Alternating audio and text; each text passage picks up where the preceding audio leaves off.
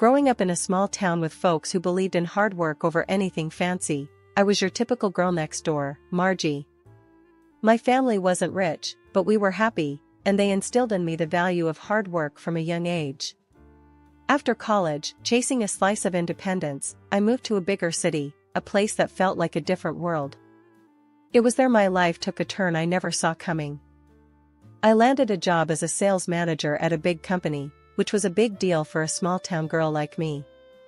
The job was demanding, but I thrived on the challenge. Unlike my peers, who were all about hitting the clubs after work, I was more likely to be found curled up with a book or working overtime. That was until David walked into my life. David was everything I didn't know I was looking for. He was charming, with a smile that could light up the darkest rooms, and a sense of humor that could make anyone laugh. We met through work, and what started as casual coffee breaks turned into long dinners, and before I knew it, I was head over heels. I can't believe how lucky I am, I remember telling him one evening as we walked along the river, the city lights reflecting like stars in the water. Believe it, Margie. You're the best thing that's happened to me, he said, his hand finding mine. It wasn't long before we got married. It was a simple ceremony, nothing too fancy, just how we liked it. Our daughter, Lily, came into our lives not long after, and suddenly, our little family felt complete. Life was good. David and I found joy in the simple things. We'd take Lily out on weekends with our mobile home, exploring the outskirts of the city, or sometimes just walking in the park, letting her chase the pigeons while we walked hand in hand. But it wasn't all play. Balancing work and family life was tough. After Lily was born, I switched to working half days to be there for her more. David was supportive, always saying, "Do what you need to, babe. We'll make it work." And we did. We were a team, tackling household chores together, making meals, and taking care of Lily. David's parents were a big help too. They adored Lily and were always there when we needed a hand. "You two are doing great," David's mom would often say. "It's not easy, but you're making it look like it is." It felt like we had everything figured out. But life has a way of throwing curveballs when you least expect it. One evening, as we were cleaning up after dinner, David mentioned working late more often. "The project's picking up steam. Gonna need to put in extra hours," he said, almost apologetically. I understood, or at least I tried to. "We'll manage. Just don't work yourself too hard," I replied, trying to keep the worry out of my voice. The shift was gradual, like the slow buildup of clouds before a storm, unnoticed until the downpour is upon you. David's late nights became more frequent, and the warmth that used to fill our home started to cool. I tried to shrug it off, telling myself it was just the stress of his job. But deep down, I knew something was off. Lily started asking more about her dad. "Why isn't Daddy home for dinner?" Her innocent questions were like punches to my gut. I did my best to soothe her. "Daddy's got to work, sweetie. He'll be home soon." But the soon stretched longer and longer. One day, I got held up at work, something I couldn't avoid. I called David, hoping he could pick up Lily from school. His reaction was like a slap across my face. "What do you mean you're stuck? Can't you see I'm swamped?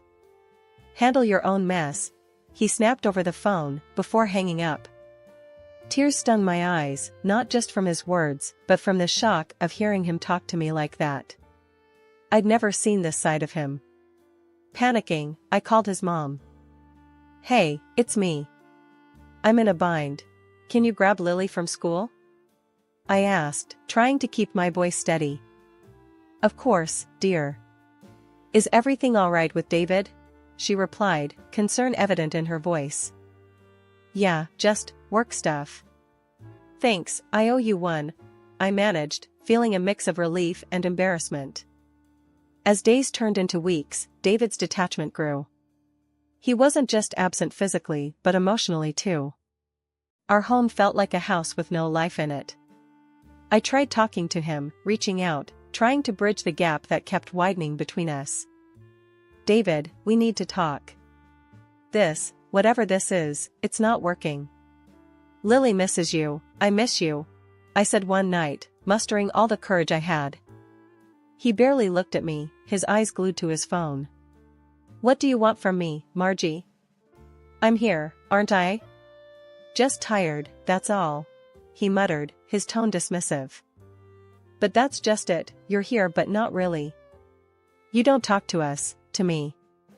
What's going on? I pressed, desperate for any crumb of affection or concern. Nothing's going on. Drop it, he snapped, standing up to leave the room. His indifference was a bitter pill to swallow. I lay awake that night, listening to the silence of our home, a stark contrast to the laughter and love that used to fill it. The change in David wasn't just hurting me, it was affecting Lily too. She became quieter, her bright spark dimming with each day her father pushed us away. It wasn't just the emotional distance, David stopped helping around the house altogether. Tasks we used to share now fell squarely on my shoulders. I felt like a single parent. Why doesn't Daddy play with me anymore? Lily's voice broke through my thoughts one evening as I washed the dishes. I turned to her, forcing a smile. Daddy's just busy, honey. But we can play, what do you say? Your choice of game, I offered, trying to mask the ache in my heart. She nodded, a small smile on her lips, but her eyes were searching, looking for the father she adored and missed. The divide between us grew, and with it, my loneliness. I turned to David's parents for support, spending more time at their place just to feel some connection to the man I married. They noticed the change too, but were at a loss on how to help. It's just a rough patch, dear. Every marriage has them. David's mom tried to reassure me, but her eyes told a different story, one filled with concern and uncertainty. As the days passed, the silence in our home grew louder, a stark reminder of the rift between David and me. I clung to the hope that maybe, just maybe, things could go back to how they were. In a desperate attempt to break through the ice that had formed around us, I planned a surprise. I bought tickets to a local music show, thinking it could reignite the spark we once had. The moment I told David about the surprise, his reaction was far from what I had hoped for. A music show? Seriously, Margie? You know I'm swamped with work. I don't have time for this, he said, barely looking up from his laptop. But it's been ages since we did something as a family. Lily would love it, and I thought it could be a nice break for us, together, I replied, trying to keep my voice steady despite the hurt his words caused. Great, another thing to add to my never-ending to-do list. Thanks, but I'll pass. You two go and have fun, he said dismissively, turning his attention back to his work. I stood there, feeling like a fool. The rejection stung, not just because he didn't want to go, but because it felt like he didn't want to spend time with us at all. Lily, sensing the tension, came over and tugged at my hand. Is Daddy not coming with us, Mommy? She asked, her big eyes filled with confusion. I forced a smile, bending down to her level. It's just going to be a girls' night out. We'll have fun, just you and me, I said, trying to sound more excited than I felt. Lily nodded, though I could tell she was disappointed. It broke my heart to see her having to adjust to this new version of her father. As David's absences became more frequent, I found myself fighting a lonely battle to keep our family together. He started leaving for the entire weekend, claiming work demanded it. Another weekend? David, this is getting ridiculous. You're never home anymore. Lily keeps asking about you. I confronted him one evening. Look, I don't need this right now, Margie. Work is crazy, and I'm doing the best I can. Maybe if you were a little more understanding instead of constantly nagging, things would be better, he retorted, his words dripping with annoyance. Nagging? I'm trying to have a conversation about our family, about us. You're hardly here, and when you are, you're like a ghost. How is that fair to Lily or me? I shot back, my frustration boiling over. Just leave it, Margie. You wouldn't understand, he said before walking out, leaving me standing there, fuming and feeling more alone than ever. The evenings he claimed to spend with colleagues stretched later and later, and I couldn't shake the feeling that there was something more he wasn't telling me. The loneliness was suffocating, and I found solace in the only place I could, with Lily and David's parents. During one of our dinners at David's parents' house, his mother noticed my subdued mood. "Margie, dear, you barely touched your food. Is everything all right?" she asked, her voice full of concern. I hesitated, not wanting to burden her with my problems, but the words spilled out. I feel like I'm losing him, and I don't know what to do. He's always working or out, and when he's home, it's like he's not really here. Lily misses him, and I miss my husband." David's father, who had been quietly listening, chimed in. "Have you tried talking to him, really sitting him down and telling him how you feel?" I let out a humorless laugh. "Talking to David? It's like talking to a wall these days. He doesn't listen, or worse, he gets angry. I'm at my wit's end here." David's increasing late nights and vague excuses pushed me to a decision I never thought I'd make. Hiring a private investigator felt like crossing an invisible line, but the need to understand his actions overshadowed my reservations. Weeks went by with a strange mix of anticipation and dread until the unexpected happened. Our anniversary was approaching, and David surprised me with an invitation to celebrate at an upscale restaurant, promising a weekend together just like old times. I couldn't hide my excitement. "Really, David? Just us, like before?" I asked, hardly believing the shift in his attitude. "Yeah, thought it'd be nice. A break from all the craziness," he replied, his tone casual, almost nonchalant.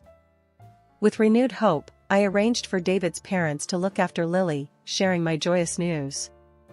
The day arrived with a mix of nerves and excitement. The restaurant was as beautiful as promised, creating a backdrop that felt like a step into our past, a reminder of better days. David was already there, waiting. His gesture of offering me a glass of wine took me by surprise. "Come on, let's celebrate.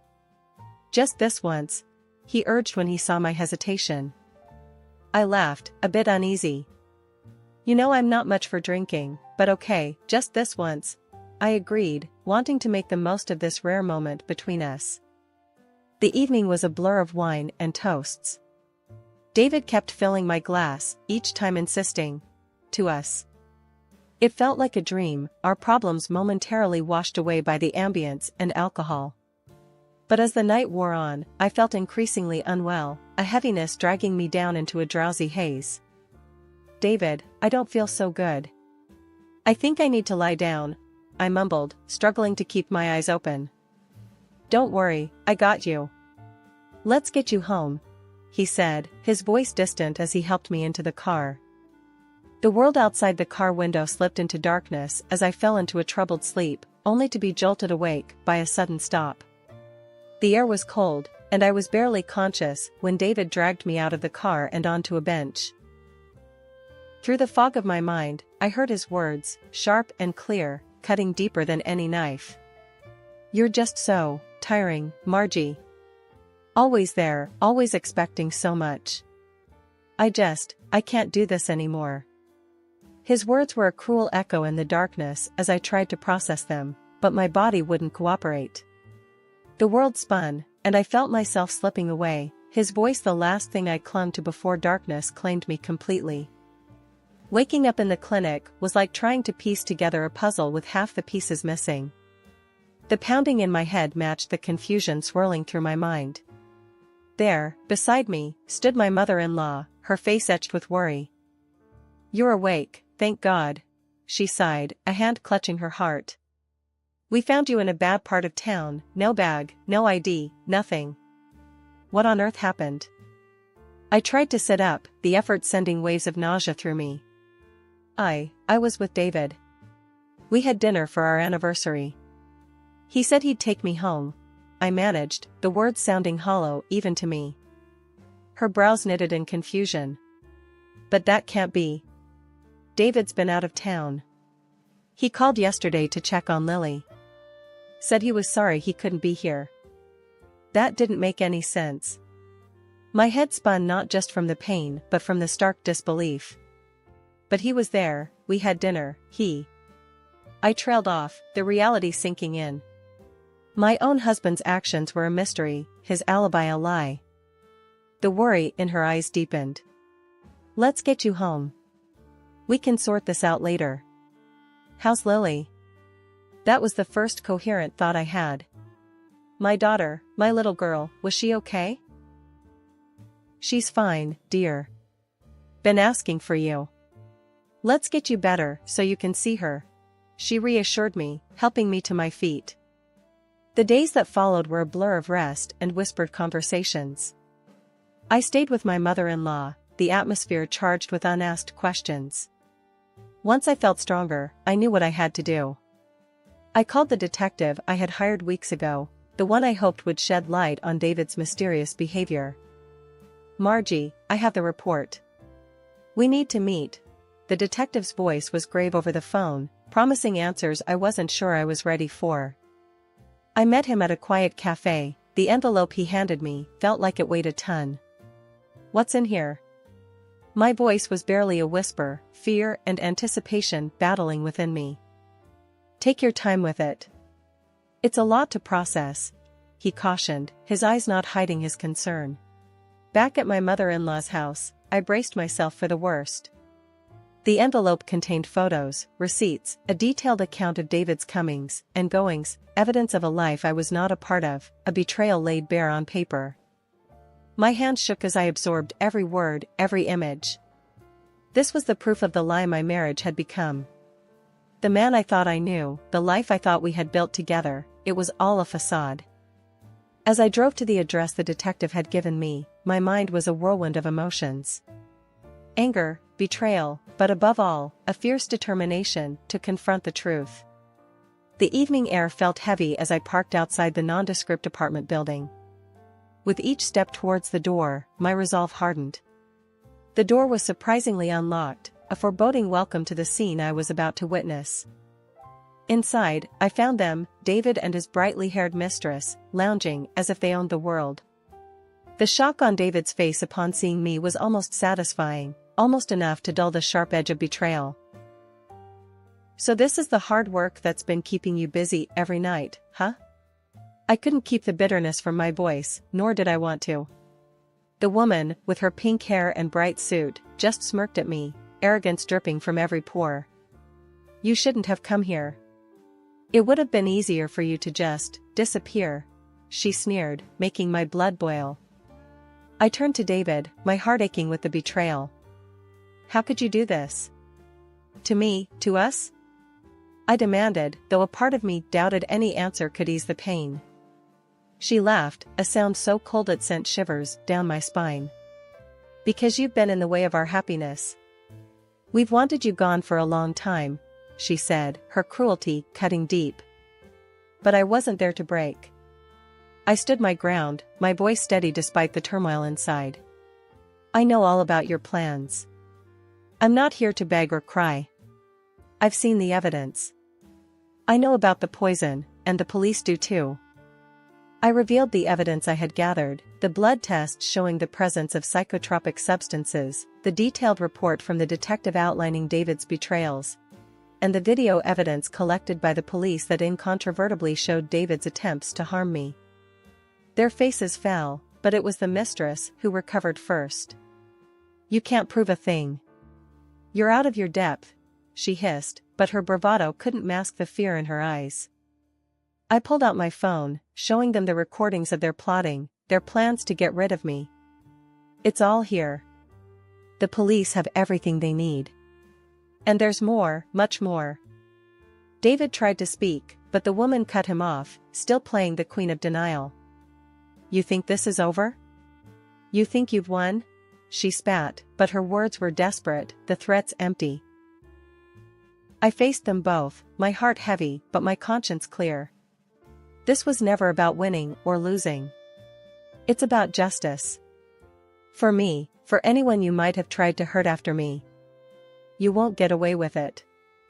As I left, their stunned silence was a cold comfort. The night air felt sharper, somehow, as I stepped outside, but I walked away with my head held high. I had confronted the darkest part of my life head-on, not with violence or anger, but with the truth. The courtroom was charged with tension, every eye fixed on the drama unfolding. It was the day of reckoning for David and his mistress, the day their fates would be sealed by the weight of their own deceit. Despite their defiant denials, the evidence spoke louder than their lies. As the prosecutor laid out the evidence, it was like reliving the nightmare all over again. First came the restaurant's security footage, a silent witness to David slipping something into my glass, a betrayal captured in grainy clarity. Then, the city's cameras painted a damning trail, showing David abandoning me in a place no one should ever be alone at night.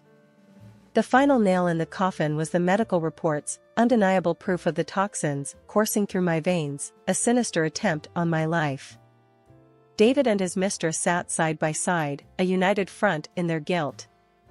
Their attempts to brush off the evidence were pathetic, their lies crumbling under the weight of truth. "It's all a misunderstanding," David tried to argue, his voice lacking any conviction. The mistress chimed in, her arrogance undimmed. "That evidence could have been doctored. You have no proof it was us," she sneered, trying to sound confident. But the evidence was irrefutable. The videos, the tests, the detective's thorough investigation, it all pointed to one undeniable conclusion. They were guilty, and justice was about to be served. The judge's gavel was a sound of finality. Based on the overwhelming evidence presented, this court finds the defendants guilty as charged, the judge declared, his voice echoing through the silent courtroom. And then, the financial compensation, it wasn't about the money, not really. It was about accountability, about making them pay in some small way for the havoc they wreaked on my life and my daughter's. Life now is a stark contrast to those shadowed days. My daughter and I have found peace, a new beginning forged from the ashes of our past. Our home is filled with laughter and love, a safe haven that once seemed impossible to reclaim. "We did it, Mommy." My daughter's words are a balm to my soul, her smile the brightest light in my life.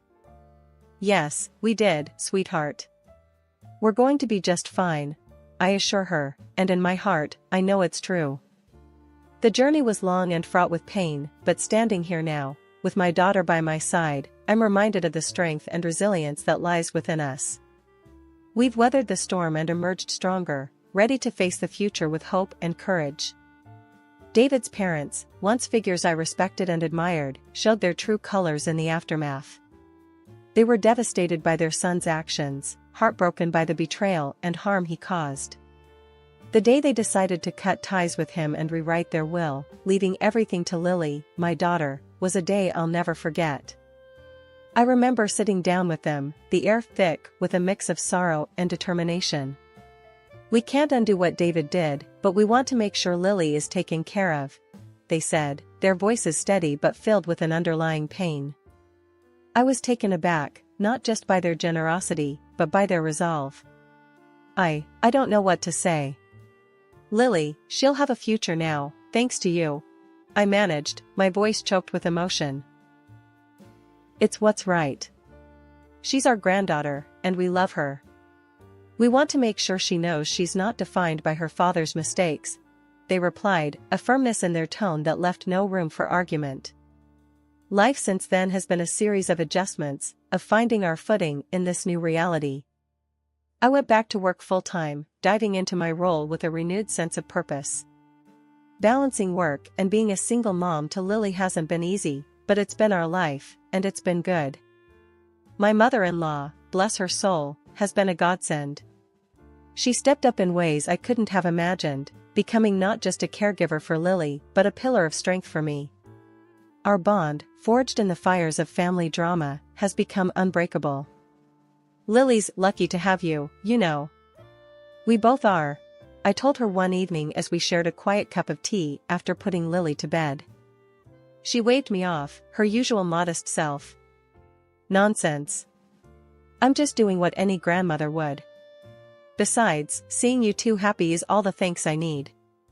Our conversations, once filled with the pain and confusion of David's betrayal, now revolve around plans for the future, Lily's latest achievements, and the simple joys of our day-to-day lives. We laugh more, worry less, and cherish the peace that has settled over our home. Lily, growing more each day into a bright and curious young girl, is the light of our lives. She knows she is loved, cherished, and supported, not just by me, but by the extended family that rallied around her. "Mommy, when I grow up, I want to be strong like you," Lily said to me one night, her words filling my heart with warmth. "You already are, my love. You're the strongest person I know," I replied, tucking her in, a sense of contentment settling over me.